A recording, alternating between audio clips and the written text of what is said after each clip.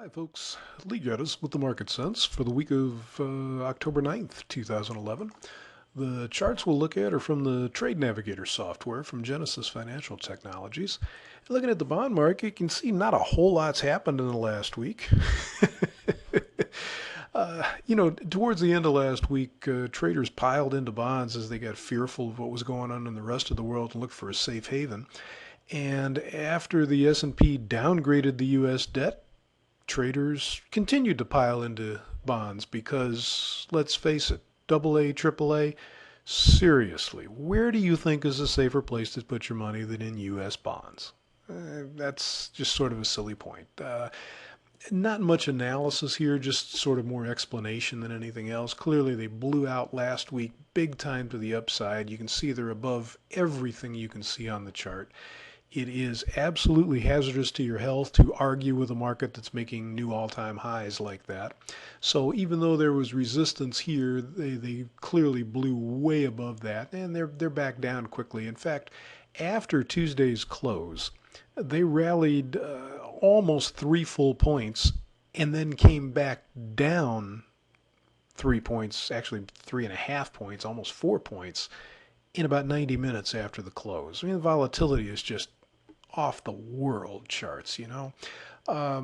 There's really not anything you can do here. The volatility is too much to control risk, so this looks very much like a blow-off. Blow-offs are impossible to predict exactly where they'll top out, but the likelihood is that this will turn down at some point and then come back and retest something up here, and we'll just try to watch how they do that.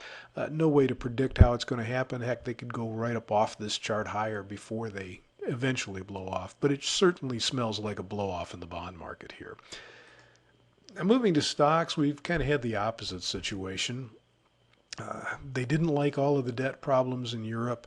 They didn't like the discussion about the debt ceiling here in the U.S. When they finally fixed the debt ceiling, fixed, there's a word, huh? They didn't particularly like the way they fixed it. And so they've really been in free fall for a little while here, and then they turned back around on Tuesday, largely in reaction to a Fed statement that didn't say much and had dissent from 3 of the Fed governors. So, they're kind of grasping at straws, and again, the volatility is just off the chain. You can't really do much about it. After the huge breakdown last week, still down further this week, well below any support we can find, and then turned and recovered back up. I think you can assume that this is probably a real move higher. I don't think it'll just be a day or two. I think we'll probably head back up. The resistance broken down, the resistance now is support that we broke down through, which is roughly in the 1250 area. It's hard to tell just how these things will turn down because we don't know if we'll get there this week or next week or whenever.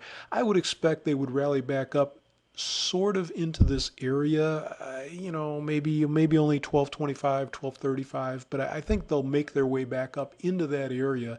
And at that point, there'll probably be a sell, and I'm not convinced that this is a low of any major degree. I think they might turn and at least test that and probably take it out again. But again, no real analysis, no price points to do anything with. You just kind of got to watch them and see how they're behaving. The volatility is just so ridiculous that risk is completely unattainable. At least risk control is, and that's kind of the most important thing in trading as far as I'm concerned. If you can't control the risk, it really doesn't matter how much money you can make, because risk is the only part of trading you have any control over, whether you want to believe that or not. So we're just kind of watching to see what happens for the rest of the week. I'd like to say I hope you can find something profitable to get yourself into. But I'd really am going to say I hope you're smart enough not to risk anything in this environment because the risk is monstrous. So thanks for checking in with us. Good luck, and maybe we'll try this again next week.